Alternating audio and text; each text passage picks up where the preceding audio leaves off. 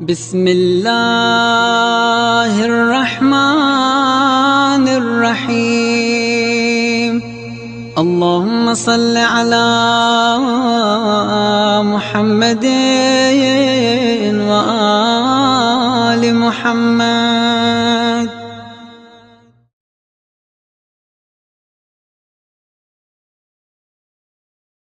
اعوذ باللہ السمیع العلیم من الشیطان اللعین الرجیم، بسم اللہ الرحمن الرحیم۔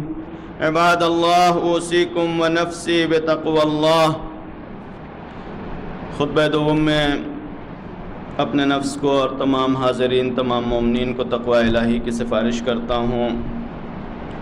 پروردگار عالم نے اسے اعمال کی قبولیت کا ذریعہ قرار دیا ہے۔ جو گفتگو آپ کی خدمت میں گزشتہ ہفتوں سے جاری تھی، وہ اس کا عنوان یہ ہے کہ انسان کی زندگی میں انسان کے اخلاق اور کردار پر کھانے اور پینے والی چیزوں کے کیا اثرات مترتب ہوتے ہیں۔ قرآن مجید کی 2 آیت آپ کی خدمت میں اب تک پیش کی گئی۔ تیسری آیت جس میں اس اثر کی طرف اشارہ کیا گیا ہے، سورہ مومنون کی 51 نمبر کی آیت ہے۔ پروردگار عالم اعلان فرماتا ہے، یا ایھا الرسول کلوا من الطیبات واعملوا صالحا انی بما تعملون علیم۔ پیغمبروں سے خطاب ہے کہ آپ طیبات میں سے کھائیں، پاکیزہ چیزوں میں سے کھائیں اور عمل صالح انجام دیں۔ انی بما تعملون علیم، اور جو بھی آپ عمل انجام دیتے ہیں اس کی جانکاری ہمارے پاس ہے، ہم اس کو جانتے ہیں۔ یہ آیت سورہ مومنون کی 51 نمبر کی آیت ہے، جس میں اس آیت سے پہلے جناب موسیٰ اور جناب ہارون علیہ السلام کا تذکرہ پایا جاتا ہے، اور جناب عیسیٰ اور جناب مریم کا تذکرہ پایا جاتا ہے، لیکن یہ خطاب ظاہراً پیغمبر اکرم صلی اللہ علیہ وآلہ وسلم سے ہے۔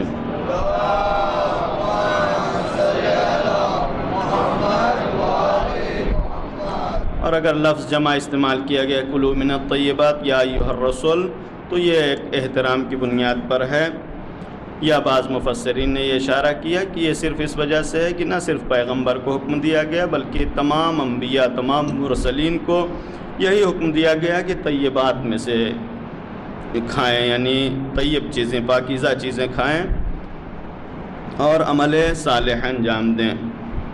یہاں پر جناب آلوسی نے روح المعانی میں یہ تفسیر لکھی ہے کہ طیبات کا کھانا، پاکیزہ چیزوں کا کھانا عمل صالح میں اثر انداز ہوتا ہے، یعنی عمل صالح کے لیے معین اور مددگار ثابت ہوتا ہے۔ لہذا اس سے مفسرین نے یہ استفادہ کیا کہ ان دونوں میں کوئی نہ کوئی تعلق ضرور پایا جاتا ہے۔ اب یہ تعلق کیسا ہے؟ جو بھی 2 چیزیں کہیں ایک ساتھ دکھائی پڑتی ہیں یا ایک ساتھ وجود میں آتی ہیں یا ایک ساتھ ذکر کی جاتی ہیں، ان کے درمیان بہرحال کچھ نہ کچھ تلازم ضرور پایا جاتا ہے، کوئی نہ کوئی ایسا کنیکشن دونوں میں پایا جاتا ہے، رابطہ دونوں میں پایا جاتا ہے کہ جس کی وجہ سے ان دونوں کو ایک ساتھ رکھا جاتا ہے۔ اب یہ دونوں جو ایک ساتھ ہیں، ان کا رابطہ کس طریقے سے ہوگا؟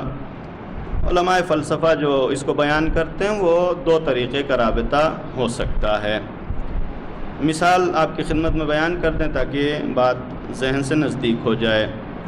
مثلا سورج اور روشنی، سورج کی روشنی، یہ دونوں چیزیں آپ کو ایک ساتھ دکھائی پڑتی ہیں۔ جیسے سورج نکلتا ہے ویسے اس کی کرن پھوٹتی ہے، روشنی پھیلنا شروع ہو جاتی ہے۔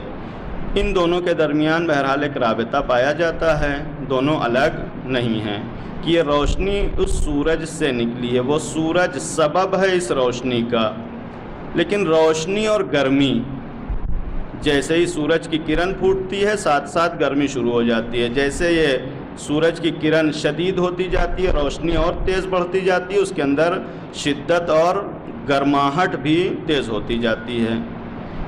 پہلے میں دونوں ساتھ میں ہیں، یعنی روشنی اور سورج ساتھ میں ہے، لیکن روشنی کے لیے سورج سبب ہے یا علت ہے، لیکن دوسرے مرحلے میں جہاں روشنی اور گرمی ساتھ میں ہے، دونوں ساتھ میں ہیں، لیکن ان دونوں کے لیے دونوں ایک دوسرے سے اس طریقے سے الگ ہیں کہ کوئی ایک دوسرے کے لیے سبب نہیں ہے، کوئی علت نہیں ہے کہ کوئی کہے روشنی اس گرمی کے لیے علت ہے یا یہ گرمی روشنی کے لیے علت ہے، بلکہ ان کے لیے علت تیسری چیز ہے، وہ کیا ہے؟ سورج ہے۔ لیکن بہرحال دونوں کا تعلق یہ پایا جاتا ہے کہ دونوں ایک چیز سے وابستہ ہیں، جس کی بنیاد پر دونوں ساتھ ساتھ یہاں پر ذکر کیے گئے ہیں۔ لہٰذا یہاں پر جو آیت میں عمل صالح اور رزق طیب کا ذکر کیا گیا ہے، ممکن ہے کوئی انسان یہ کہے کہ رزق طیب علت نہیں ہے، سبب نہیں ہے عمل صالح کے لیے، بلکہ ہو سکتا ہے کہ رزق طیب اور عمل صالح دونوں اس وجہ سے ہمراہ ہوں کہ ان کے لیے کوئی تیسرا سبب پایا جاتا ہو۔ لہذا اگر ہمراہ ذکر کیا گیا ہے تو بہرحال اس میں ایک رابطہ دونوں میں پایا جاتا ہے، جس کی بنیاد پر ان کو یہاں پر ذکر کیا گیا ہے۔ یہ رابطہ اس آیت کی بنیاد پر، یعنی صرف آیت کے الفاظ دیکھیں گے تو شاید بہت ہی آسانی سے نہ سمجھ میں آئے کہ دونوں میں رابطہ تھا اس لیے ذکر کیا گیا، لیکن ایک حدیث کا سہارا لیتے ہوئے ہم اس آیت کے معنی بیان کریں تو بہت ہی آسانی سے مطلب واضح ہو جائے گا۔ عمل صالح کسے کہتے ہیں؟ صالح یعنی جس میں صلاحیت ہو، کس چیز کی؟ کہ یہ پروردگار عالم کی بارگاہ تک پہنچ جائے، خدا کی بارگاہ میں قبول ہو جائے، اس عمل کو عمل صالح کہتے ہیں۔ لہٰذا عمل صالح سے مراد ہم مثلا یہ فوراً گنانا نہیں شروع کر دیں گے کہ نماز عمل صالح ہے، روزہ عمل صالح ہے، حج عمل صالح ہے، زکوٰۃ عمل صالح ہے، یہ سب کچھ عمل صالح ہیں کب؟ جب قبول ہو جائیں، ورنہ اگر رد کر دی جائیں تو فویل للمصلین بھی قرآن نے کہا ہے۔ یعنی اگر نماز عمل صالح ہوتی تو پھر نماز پڑھنے والے کے لیے ویل کیوں ہوتی؟ یعنی عمل صالح اس وقت ہے جب یہ قبول ہو جائے، جب یہ اس لائق ہو کہ خدا کی بارگاہ میں پہنچ جائے۔ ورنہ مولا کائنات نے جہاں پر فرمایا کہ سیئۃ تسوءک خیر من حسنۃ تعجبک، وہ برائی جو تمہیں ناراض، تمہیں غمگین کر دے، تمہیں رنجیدہ خاطر کر دے، وہ اچھی ہے اس اچھائی سے، اس نیکی سے کہ جو تمہیں عجب میں، تکبر میں مبتلا کر دے۔ یعنی اچھائی یا عمل صالح کا تعلق خود عمل سے نہیں ہوتا بلکہ عمل کی کیفیت سے ہے۔ لہذا عمل صالح کسے کہیں گے؟ جو خدا کی بارگاہ میں قبول ہو جائے۔ روایات میں آیا ہے کہ اگر کسی شکم میں، کسی معدے میں، کسی پیٹ میں لقمہ حرام ہو تو پروردگار عالم 40 دن تک اس کی عبادتوں کو قبول نہیں کرتا، اس کے اعمال کو قبول نہیں کرتا۔ یعنی اگر پیٹ میں لقمہ حرام پایا جاتا ہے تو جو بھی عمل انجام دے گا وہ بارگاہ الہی میں قابل قبول نہیں ہوں گے، یعنی عمل صالح نہیں رہ گئے۔ یعنی چونکہ اس لقمہ حرام نے ایسا اثر دکھایا کہ عمل کو غیر صالح بنا دیا، صالح کے مقابلے میں فاسد استعمال ہوتا ہے، یعنی اب یہ عمل فاسد ہو گیا۔ اس حدیث کے تناظر میں، اس حدیث کی روشنی میں اگر آیت کو دیکھیں تو بالکل مطلب واضح ہو جاتا ہے کہ ہاں دونوں میں تعلق پایا جاتا ہے کہ طیبات پاکیزہ چیزیں کھائیں اور عمل صالح انجام دیں، تاکہ پاکیزہ چیزیں سبب ہوں کہ آپ کا عمل صالح ہو جائے۔ یعنی عمل انجام دینا اور نہ دینے کا تعلق نہیں ہے، ممکن ہے انسان عمل انجام دے لیکن جو عمل انجام دے وہ صالح نہ بن سکے۔ یعنی اس حدیث کی بنیاد پر جو بھی عمل انسان حرام کھانے کے بعد انجام دے گا وہ صالح نہیں ہوگا۔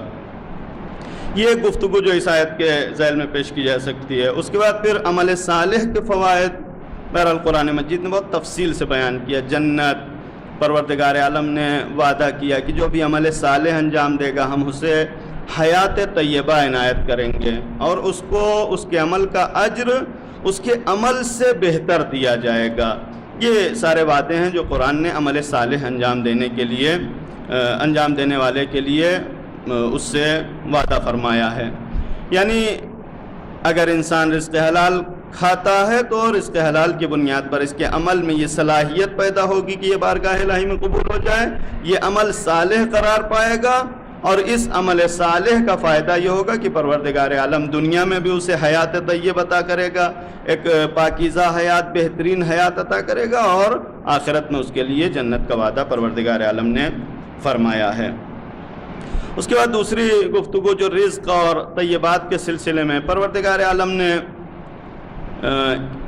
اس خطاب کو کہ کلوا من الطیبات، یہ یہاں پر سورہ مومنون کی 51 نمبر کی آیت میں پیغمبروں سے خطاب، یا ایھا الرسل کلوا من الطیبات، بعض مقامات پر یہ خطاب مومنین سے، یا ایھا الذین آمنوا، اے صاحبان ایمان کلوا من الطیبات۔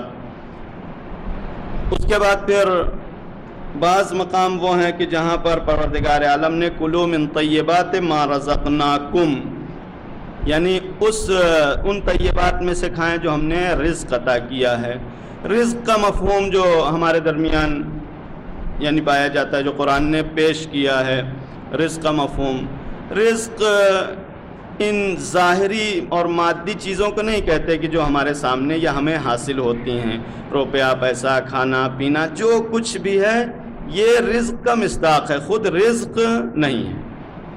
لہذا پروردگار عالم نے قرآن مجید میں کہیں طیبات کو کھانے کے لیے حکم دیا، کہیں رزق کے لیے کا ذکر کیا، دونوں میں رابطہ یہ پایا جاتا ہے کہ جو بھی پروردگار عالم کی جانب سے عطا ہے وہ رزق بھی ہے، وہ طیب بھی ہے، اور اگر کوئی چیز خدا کی جانب سے نہیں ہے تو وہ نہ رزق ہے نہ طیب ہے۔ اب انسان اس مرحلے میں ایک اشتباہ، ایک غلطی کا شکار رہتا ہے، جو بھی چیز ہاتھ میں آ جاتی ہے یہ سمجھتا ہے کہ یہ خدا ہی کی جانب سے آئی، یعنی جب اس کا قبضہ اس کے اوپر آ جاتا ہے تو جس طریقے سے کورٹ اور قانون کہہ دیتا ہے کہ اگر قبضے میں آپ کی چیز ہے تو ملکیت آپ کی ہے، ایسے ہی خدا کے سامنے بھی انسان یہی گمان کرتا ہے کہ چونکہ ہمارے ہاتھ میں لہٰذا ہماری ہی ملکیت ہے، ہمارے پاس آئی ہے لہٰذا مثلا خدا ہی نے عطا کی۔ ایسا نہیں ہے، پروردگار عالم نے رزق حلال کو رزق کہا ہے، حرام کو رزق نہیں کہا، یعنی حرام چیزوں کو رزق نہیں کہا جا سکتا۔ لہذا انسان ہمیشہ یہ گمان نہ کرے کہ ہمارے ہاتھ میں ہے تو خدا ہی نے عطا کیا ہے، نہ جانے کتنے حرام حلال مال اکٹھا کر کے انسان مکان بنواتا ہے، ھذا من فضل ربی کا ٹکڑا اس کے اوپر چسپا کر دیتا ہے۔ نہیں، ھذا من فضل ربی، یہ تمہیں معلوم ہے کہ فضل رب تھا یا فضل مثلا شیطان تھا، یعنی انسان پہلے دیکھے کہ یہ مال آیا کہاں سے ہے، یعنی خدا کی جانب سے آیا ہے یا نہیں آیا۔ مثلا قرآن مجید نے جہاں پر حلال اور حرام کو بیان کیا، کہا کہ بیع کو خدا نے حلال قرار دیا ہے، ربا کو خدا نے حرام قرار دیا ہے، اور قرآن مجید نے ساتھ ہی میں یہ بھی ذکر کیا کہ انما البیع مثل الربا، خرید و فروش، بیع، تجارت، یہ بالکل ربا کے ذریعے سود کی طرح ہے، لیکن اللہ نے بیع کو حلال قرار دیا اور ربا کو حرام قرار دیا۔ یعنی انسان کی ذمہ داری ہے کہ پہچانے کہ کہاں ہم بیع کر رہے ہیں اور کہاں پر ربا میں گرفتار ہو رہے ہیں۔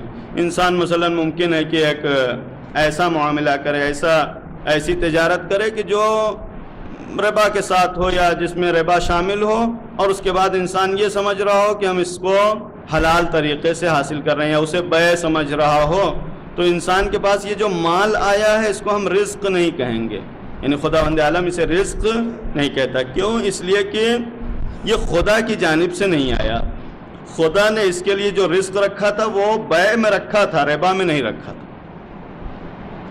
لہذا جو بھی مال جس راستے سے انسان کے پاس آ جائے، ہر مال کو انسان اپنے لیے رزق حلال طیب نہیں سمجھ سکتا ہے، یعنی مال کا آنا یا ہمارے پاس ہونا ہمارے ملکیت کی دلیل نہیں ہے۔ حتیٰ یعنی علماء اخلاق تو اس سے بڑھ کر بھی تاکید کرتے ہیں کہ مثلا ممکن ہے بعض جگہ شریعت نے اجازت دے دی ہوگا کہ ٹھیک ہے آپ کے لیے جائز ہے، لیکن وہ شبہہ جو آپ کے ذہن میں پیدا ہوا ہے، ایک شک جو پہلے سے پایا جاتا ہے، ممکن ہے شک کے باوجود شریعت کا حکم یہ ہے کہ نہیں آپ استعمال کر سکتے ہیں، لیکن بہرحال اس کا وضعی اثر بہرحال پایا جاتا ہے کہ اگر خدا نخواستہ شبہ ناک مال ہوا تو اس کے اثرات انسان کی زندگی پر مترتب ہونے والے ہیں۔ لہذا سب سے پہلی بات یہ کہ انسان کو یعنی اپنے پاس موجود مال کو رزق نہیں سمجھنا چاہیے۔ پروردگار عالم نے یعنی صاحبان ایمان کو جہاں حکم دیا وہ یہی کہ کلوا من طیبات ما رزقناکم، ایک تو طیب ہونا چاہیے جو رزق جو تم کھانا چاہتے ہو، اور دوسرے ہمارے رزق میں سے ہونا چاہیے۔ یعنی طیب سے مراد وہ اموال ہیں، وہ چیزیں ہیں کہ جن کو ہم طیب کہتے ہیں، اور اس کے بعد رزق سے مراد یہ ہے کہ اس راستے سے آئی ہوں جس کو خدا نے جائز قرار دیا ہے، ورنہ یہی طیب اگر دوسرے راستے سے آیا تو پھر وہ یعنی جائز نہیں رہ جائے گا، حرام ہو جائے گا۔ اگرچہ حقیقت میں دیکھا جائے تو جیسے ہی مال کی کیفیت تبدیل ہوتی ہے، علماء اخلاق اور عفا اس مرحلے کو بالکل مال نہیں سمجھتے۔ مثلا پہلے بھی مثال آپ کی خدمت میں بیان کیا ہے کہ یتیم کا مال آپ کھاتے ہیں، ممکن ہے یہ گوشت ہو، ممکن ہے بہت ہی میٹھا پھل ہو، ممکن ہے مثلا بہت اچھی چیزیں ہوں، آپ یہ سمجھتے ہیں کہ یہ طیبات میں سے ہے۔ کیوں؟ اس لیے کہ آپ یہ دیکھ رہے ہیں کہ ہم پھل کھا رہے ہیں، ہم گوشت کھا رہے ہیں، ہم وہ رزق کھا رہے ہیں جس کو خدا نے حلال قرار دیا۔ خدا نے مثلا حلال گوشت حلال قرار دیا ہے، اچھے پھل حلال قرار دیے ہیں، جو بھی رزق ہے دنیا میں یہ سب حلال قرار دیے گئے ہیں۔ اب ان کو آپ کھا رہے ہیں، لیکن یہ در واقع کیا ہے؟ مال یتیم ہے۔ احادیث میں آیا کہ مال یتیم آگ ہے جو انسان کھا رہا ہے۔ اب آپ بتائیں کہ پروردگار عالم نے کہا کہ طیبات میں سے کھاؤ، آگ طیبات میں سے ہے۔ یعنی آپ نہیں سمجھ رہے ہیں، آپ پہچان نہیں رہے ہیں کہ ہم کیا کھا رہے ہیں۔ اگر یہی آگ آپ کے سامنے آ جاتی تو کبھی بھی جرأت نہ کرتے، یعنی اگر چاہت بھی ہوتی تو کبھی جرأت نہ ہوتی۔ لہذا در حقیقت وہ چیزیں جو حقیقت میں طیبات میں سے ہیں، جن کو پاکیزہ قرار دیا گیا ہے، لیکن اگر غلط راستے سے آئیں تو ان کی حقیقت تبدیل ہو جاتی، وہ طیبات میں سے نہیں رہ گئیں، یہ اب خبائث میں سے ہو گئیں۔ وہ چیزیں ہیں جن سے انسان نفرت کرتا ہے، جن سے انسان دوری کرتا ہے۔ اب انسان یعنی جو بعض مراحل ہیں کہ جب بھی انسان کے پاس مال آتا ہے تو جیسے ہی مال انسان کے پاس آ گیا یہ سمجھتا ہے یہ ہمارے لیے ہے اور ہم اس کو خرچ کر سکتے ہیں، لیکن بعض کچھ حد تک احتیاط کرتے ہیں۔ وہ احتیاط اس حد تک ہوتی ہے کہ مثلا مال سب کچھ اپنے پاس ہے، ہر طریقے کا مال آتا رہتا ہے، آنے میں کوئی احتیاط نہیں ہے، یعنی کبھی اس کی فلٹرنگ نہیں کرتے کہ کہاں سے آئے۔ اس کے بعد جب آ گیا تو کہتے ہیں کہ یہ مال تو پتہ نہیں کہاں سے آیا ہے، اس سے مثلا مجلس نہ کریں، اس سے مثلا حج کرنے نہیں جائیں، اس سے اس بچوں کو اس کو نہیں کھلائیں، اس لیے کہ یہ سب ممکن ہے پتہ نہیں کہاں سے آیا ہو، حلال ہو حرام ہو، لہٰذا بچوں کو اس کو نہیں کھلاتے۔ نماز پڑھنے کے لیے کھڑے ہوں گے، وہ کپڑا کہ جس کو بالکل اپنے کمائی کے حلال پاکیزہ پیسے سے رکھا ہے، مصلی بالکل پاک ہونا چاہیے، اس میں کہیں کوئی شائبہ نہ ہو، کوئی شبہ ناک مال نہ لگا ہو، سجدگاہ مثلا بالکل ایسی ہونی چاہیے، لیکن مثلا گھر کا حمام، اس کے ٹائلز، اس کے جو ہے وہ کوئی ضروری نہیں ہے۔ لیٹرین کا لوٹا کون سی اہمیت رکھتا ہے مثلا؟ نہیں، پروردگار عالم نے اگر منع کیا تو صرف یہ نہیں کہ کھانے پینے میں دیکھنا کہ جب استعمال کرنے لگو تو دیکھو کہ کیا استعمال کر رہے ہو، نہیں، آنے لگے تبھی دیکھو کہ کیا آ رہا ہے۔ یعنی جب آ گیا آپ کے پاس تو پھر آپ کہیں بھی استعمال کریں وہ آپ کا استعمال ہے۔ پروردگار عالم نے کھانے کے لیے بھی کہا کہ کلوا من طیبات ما رزقناکم، خرچ کرنے کے لیے بھی یہی کہا کہ یا ایھا الذین آمنوا انفقوا مما رزقناکم، وہ مال خرچ کرو جو ہم نے تمہیں عطا کیا ہے، یعنی دنیا بھر کا مال ہمیں نہیں چاہیے۔ یعنی انسان اگر احتیاط کرنا چاہتا ہے تو اس طریقے سے ایک احتیاط کرے۔ ایک مسئلہ جو شاید پہلے بھی آپ کی خدمت میں بیان کیا اور وہ بہت ہی اہم ہے کہ آپ دیکھیں ایک انسان زندگی میں خمس نہیں نکالتا، اس کے بعد پھر حج پہ جانا ہوا تو سوال یہ کرتا ہے کہ حج پہ مثلا اگر جانے میں 5 لاکھ روپے خرچہ ہوتا ہے تو کتنا خمس نکال دیں کہ یہ 5 لاکھ پاک ہو جائے؟ اگر آپ کے پاس 5 کروڑ مال ہے، 5 لاکھ کا خمس نکالتے ہیں تو 5 لاکھ الگ کہاں سے کیا آپ نے؟ مال نوٹ کو تو نہیں کہتے کہ آپ نے نوٹ گن کے الگ کیا تو 5 لاکھ الگ ہو گیا۔ مال آپ کی ملکیت ہے، چاہے نوٹ کی شکل میں ہو یا کسی بھی شکل میں ہو، آپ کی ملکیت 5 کروڑ ہے، اس میں سے جب 5 لاکھ کا خمس نکالیں گے تو وہ 5 لاکھ پاک ہوگا کہ جس کا نہیں معلوم کہ حساب کہاں ہے، وہ کہاں رکھا ہے۔ وہ 5 لاکھ وہ نہیں ہے جو آپ نے نوٹ الگ کر دیا ہے۔ یعنی یہ احتیاط نہیں ہے، قطعاً انسان یہ محسوس نہ کرے کہ اگر باقی اموال مثلا ناجائز بھی ہوئے، حرام بھی ہوئے، تو چونکہ ہم نے حج یہ خمس اور پاکیزہ پیسے سے کیا ہے لہٰذا یہ بالکل پاک ہے. نہیں، کہاں سے پاک ہوا؟ 5 لاکھ کا آپ نے خمس نکالا ہے، جتنا خمس نکالا ہوگا اس کی نسبت وہ 5 کروڑ آپ کی ملکیت سے دیکھی جائے گی، اور جب ملکیت سے دیکھی جائے گی تو بہرحال وہ اس کو خمس بھی نہیں کہا جائے گی، خمس ابھی نکلا نہیں ہے.